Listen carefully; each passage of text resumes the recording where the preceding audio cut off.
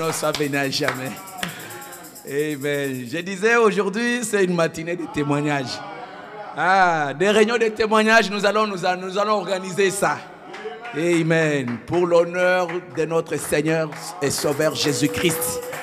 Pas pour l'honneur d'un homme ici. Non, jamais. Pour son honneur à lui. Vous savez, Frère Branham me dit qu'aujourd'hui, des prédicateurs, ils sont devenus des usurpateurs de la gloire de Dieu. Ils usurpaient. Bazo boto là. Kembo Yanzambe, tu vois, la gloire de Dieu, et puis ils veulent vraiment s'en approprier. Ça, c'est faux. Ce n'est pas bien. Tout ce que Dieu fait, c'est pour sa gloire. Et ici, nous lui donnons à toute la gloire. Et nous voulons lui donner une acclamation encore ce matin au nom du Seigneur Jésus-Christ. Que son nom soit béni à jamais. Amen, amen. Il le fait et il le fera encore davantage. Et Frère Branham me dit que quand Dieu fait quelque chose dans ta vie et que tu ne témoignes pas, il dit que c'est ça rendre l'opprobre à Dieu. Et nous ici, nous ne voulons pas rendre l'opprobre à Dieu. Frère Branham me dit que les témoignages encouragent. Amen. Amen. Et je vais inviter Précieux Douglas. Il a aussi un témoignage à donner pour l'honneur et la gloire du Seigneur Jésus-Christ. Amen. Que Dieu vous bénisse. Je voudrais remercier notre Dieu pour tout ce qu'il nous cesse de faire tous les jours. Mais cette fois-ci, il a permis que nous puissions obtenir notre diplôme de master santé publique.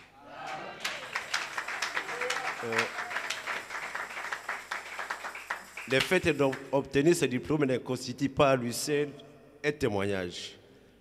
Mais les embûches qui ont accompagné ce cursus, c'est ce que je vais partager avec vous. Il y a des étudiants dans la salle, ça va aider quelqu'un. La première année que j'avais commencé, la première session nous a délibéré, j'avais validé 15 crédits sur les 60 que j'avais inscrits. La deuxième session, je passe et je valide tous mes crédits. Après, je vois un mail qui arrive comme quoi je suis convoqué chez le président de notre master de santé publique et le président du jury. J'arrive là, on me dit, on s'est rendu compte après la correction qu'il y a eu copie conforme avec un de tes collègues. Soit l'un a triché chez l'autre, soit toi, soit lui, quelqu'un a triché.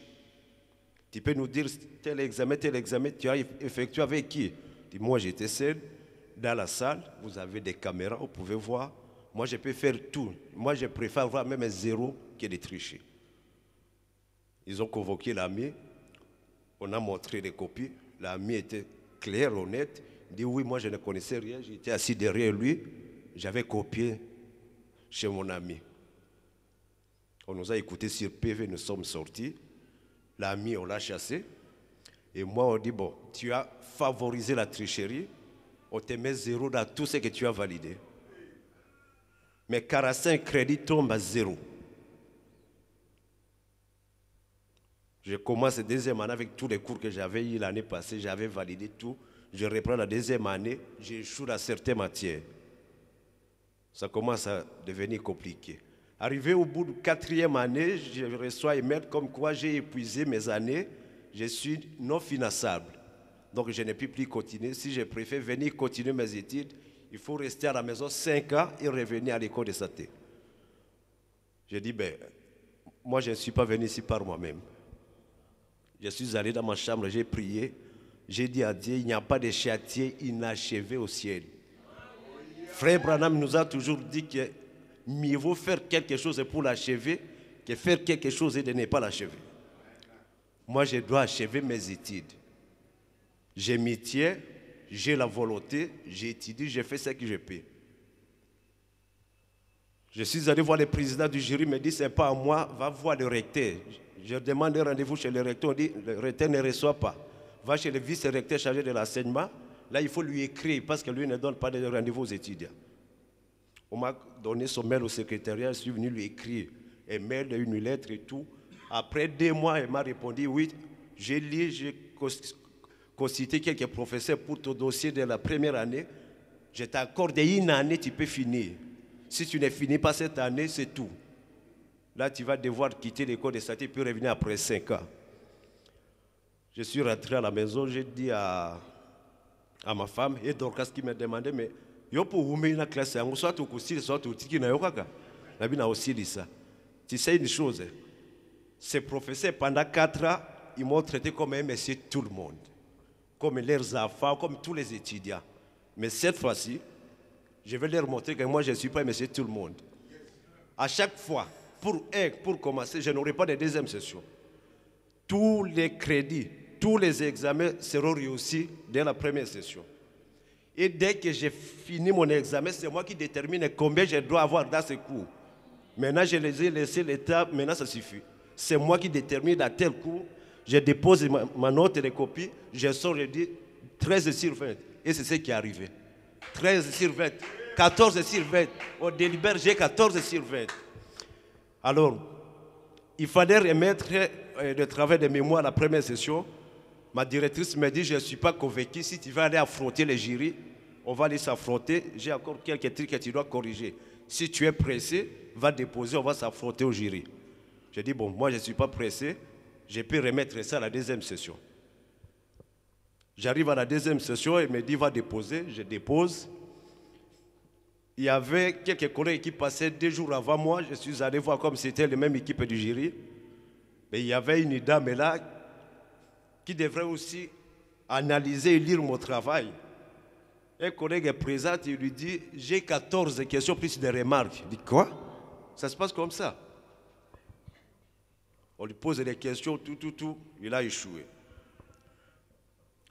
Le jour suivant, je suis arrivé, un collègue, un ami avec qui on étudie, on se connaît bien, il passe, il termine son heure normale, il prend mes heures, je me présente à la porte, il dit, non, ton ami est encore à l'intérieur. Je suis maintenant arrêté de 15 minutes. Il sort, il dit à mon cher, courage, j'ai échoué, on m'a reculé. Qu'est-ce qui se passe? Ah bien là, ça chauffe, hein? Courage. Pourtant, lui avait essayé au moins de jouer à la première session. On l'a recalé pour la deuxième session. Deuxième session, on les chasse à quoi? Il dit non, c'est pour l'année prochaine. J'arrive et je me suis dit, mais je vais voir. À ce que je sache, devant les fils de l'homme, rien ne peut se tenir. Je me suis apprêté, on m'a donné la parole, j'ai présenté mon travail.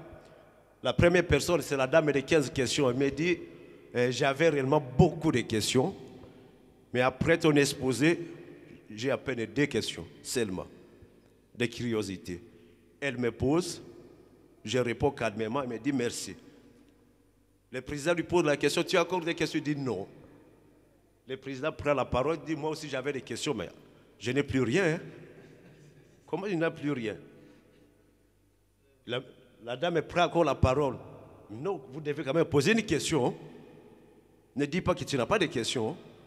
Il dit, vérifie, il dit bon, je vais lui poser une question de curiosité. Il pose la question de curiosité, je réponds. Il dit en tout cas, il n'y a plus rien. Ma directrice prend la parole, il dit, moi je n'ai pas de questions. Vous avez vu, vous l'avez écouté. Moi en tout cas, c'est moi qui ai dirigé ce travail. Il l'a défendu devant vous. Moi je n'ai plus rien à lui poser comme question. Donc là où les amis prenaient 14 et 15 questions, j'ai eu 3 questions. Et à la fin, on me dit, félicitations, vous avez réussi.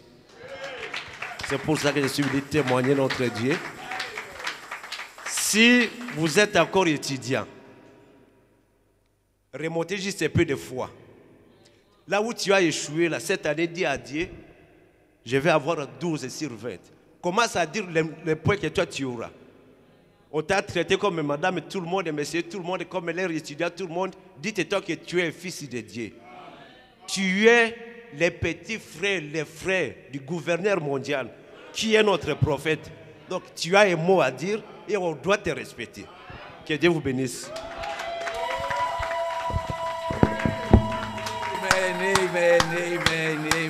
Amen. Que son nom soit béni à jamais. Amen. Amen. Il est le roi des rois, le Seigneur de gloire. Amen. Que son nom soit béni à jamais.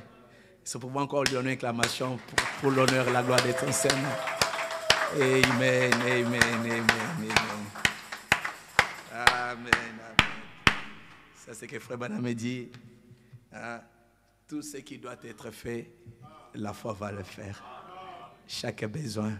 Amen. Que son nom soit béni à jamais.